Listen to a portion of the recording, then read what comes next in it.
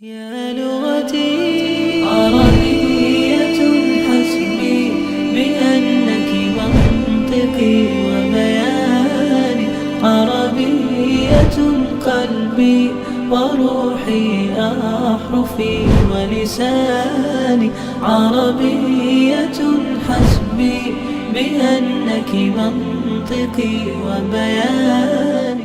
بسم اللہ الرحمن الرحیم.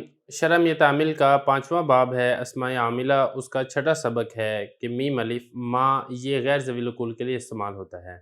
دیکھیں میم الف ما یہ بھی اسم ہے جو کہ فعل پر داخل ہو کر فعل کو جزم دیتا ہے. فرق اتنا ہے کہ میم نون زبر من ذوی العقول کے لیے استعمال ہوتا تھا، میم الف زبر ما یہ غیر ذوی العقول کے لیے استعمال ہوتا ہے. عبارت پڑھیں گے، ترجمہ کریں گے، تشریح کریں گے اور آخر میں اس کی ترکیب کریں گے. وما وهو لا يستعمل الا في غیر ذوی العقول غالبا نحو ما تشتری اشتری ای ان تشتری الفرس اشتری الفرس و ان تشتری الثوب اشتری الفرس.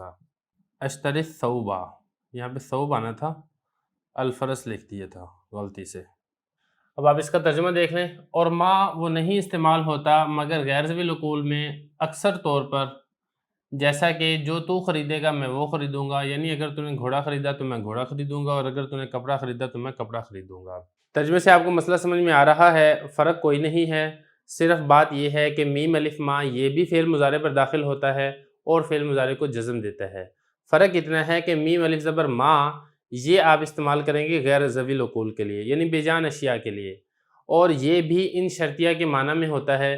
جس طرح ان شرطیہ فعل مضارع کو جزم دیتا ہے، اسی طرح ما شرطیہ بھی فعل مضارع کو جزم دیتا ہے. جیسا کہ اب عبارت دیکھ لیں. اور ما یہ نہیں استعمال ہوتا، یہ جو لا یستعمل ہے اس میں ہوا ضمیر ہوگی جو کہ میم الف ما کی طرف لوٹے گی، مگر غیر ذوی العقول میں غالباً اکثر طور پر تو یہی طریقہ، یہی اصول ہے کہ میم الف زبر ما یہ آپ غیر ذوی العقول کے لیے استعمال کریں گے. لیکن کبھی کبھار ایسا بھی ہوتا ہے کہ میم الف ما یہ ذوی العقول کے لیے بھی استعمال ہو جاتا ہے. تو غالباً کا مطلب یہ ہے کہ کوئی پکا قاعدہ کلیہ نہیں ہے کہ ہمیشہ غیر ذوی العقول کے لیے ہی استعمال ہوگا، اکثر و بیشتر ہوگا، کبھی کبھار نہیں بھی ہوگا. اس کی مثال دی ہے ما تشتری اشتری، جو تو خریدے گا. اب دیکھیں جو خریدی جانے والی جو چیز ہے وہ ذوی العقول نہیں ہے، عقل والی نہیں ہے. جیسے انہوں نے مثال دی ہے گھوڑے کی، اگر تو گھوڑا خریدے گا تو میں گھوڑا خریدوں گا. تو یہاں پر میم الف ما یہ ان شرطیہ کے معنی میں ہے. پتہ کیسے چلے گا ان شرطیہ کے معنی میں ہے؟ اگر میم الف ما کو ہٹا کر آپ ان شرطیہ لگا دیں تو ترجمے کے اندر، معنی کے اندر، تشریح کے اندر کسی قسم کا کوئی فرق نہیں آئے گا. اس سے پتہ چلے گا کہ یہ ان شرطیہ کے معنی میں ہے. یعنی اگر تو نے گھوڑا خریدا تو میں گھوڑا خریدوں گا، ان تشتری الثوب اشتری الثوب، اگر تو نے کپڑا خریدا تو میں کپڑا خریدوں گا. تو مسئلہ بھی ہم نے پڑھ لیا، عبارت بھی، ترجمہ بھی ہو گیا، اس کی تشریح بھی ہوگی. اب ہے اس کی ترکیب دیکھ لیں، وہ بھی آسان ہے.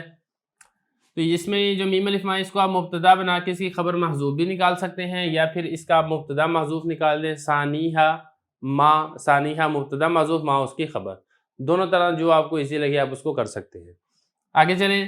ہوا ضمیر یہ بنے گا مبتدا، اور یہ جو آگے عبارت ہے نا لا یستعمل الا فی غیر ذوی العقول غالباً، یہ بالکل ویسے ہی عبارت ہے جو میم نون زبر من کے متعلق تھی. پھر بھی بہرحال یہاں پر بھی ہم اس کو حل کر لیتے ہیں.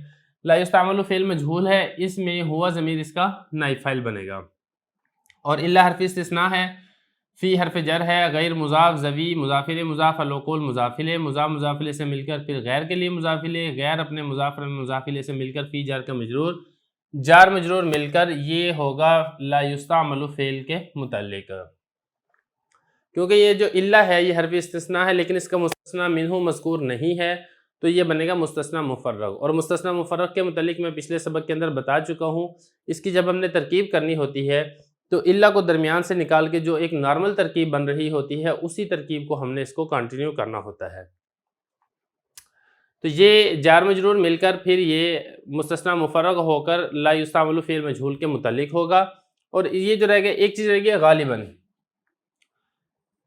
یہ بنے گا حال، اور حال اس کو آپ نے بنانا ہے ہوا ضمیر سے. ہوا ضمیر ذوالحال غالباً حال، ذوالحال اپنے حال سے مل کر لا یستعمل فعل مجہول کا نائب فاعل، فعل مجہول اپنے نائب فاعل اور متعلق سے مل کر جملہ فعلیہ خبریہ ہو کر ہوا مبتدا کی خبر بنے گا. مبتدا اپنی خبر سے مل کر جملہ اسمیہ خبریہ ہوگا.